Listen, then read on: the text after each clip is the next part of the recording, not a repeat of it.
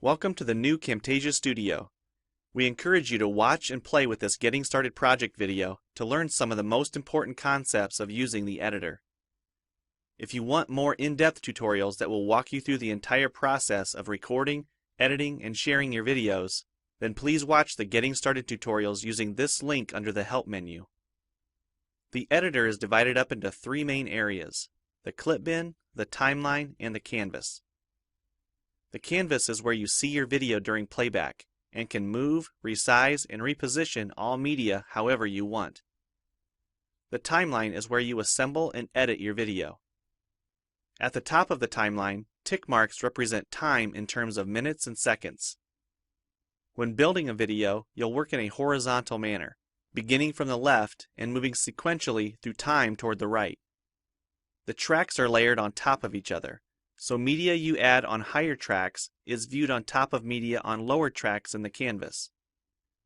For example, this callout is placed on top of the video track on the timeline, and therefore is on top of the screen video on the canvas.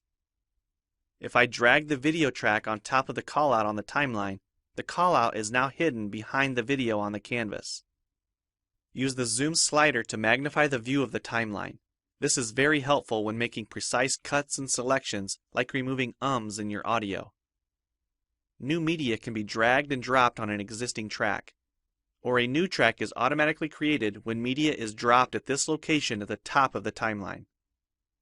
To change the position of a clip on the timeline, just drag it. To change the duration of a clip, drag the edges in either direction. An important part of the timeline is the playhead. To view your video, click play. Notice how the video and the timeline's playhead stay in sync. Click anywhere along the timeline and the playhead moves to that point. To remove a portion of your video, make a selection with the green in point and red out point. Then click the cut button. If you don't want media cut on a specific track, just click the lock icon. If you make a mistake while editing, press Ctrl-Z on the keyboard to undo, or choose Edit Undo. Double-click the playhead to deselect. Next, we'll look at the clip bin and the library. The clip bin holds recordings, audio files, images, and title slides being used in the project you're currently working on. The library stores video clips, intros, callouts, title slides, and other media assets you want to use from project to project. It is pre-populated with professional content you can use in your videos. You can download more media from our website by clicking this link. You'll find a lot more music, callouts, and animated titles to use in your projects, and it's all free. Once you find something you like this callout for example, just drag it to a track on the timeline and resize and reposition it as needed.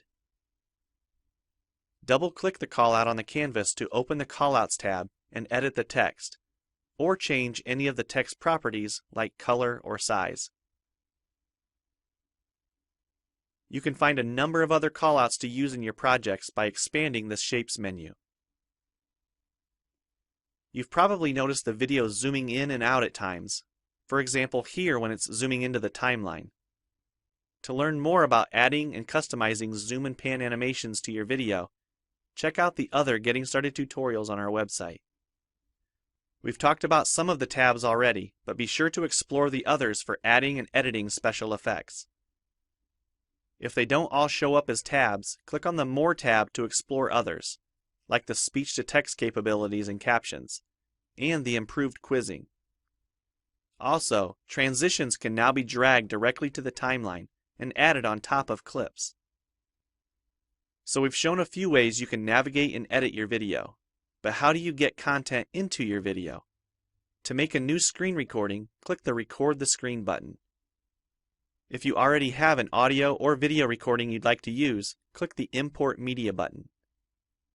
When you're done with your video project, you'll need to click the Produce and Share button to create a shareable video. Expand this menu to see a variety of presets. We have a new video player that plays back your MP4 video and includes other interactive features like table of contents, closed captions, quizzes, and even hotspots. These features are available when hosting your video on TechSmithScreencast.com or the video and player on your own web server. This player provides playback on multiple devices with just one video, whether it's a phone, tablet, laptop, or desktop computer. Well, it's time for you to try Camtasia Studio for yourself using the content on the timeline, or better yet, create your own. We have lots of free tutorials on our website, and I recommend you begin with the Getting Started series.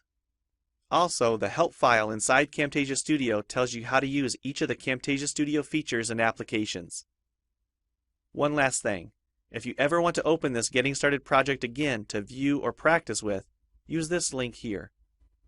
Thanks for watching, and we hope you enjoy Camtasia Studio.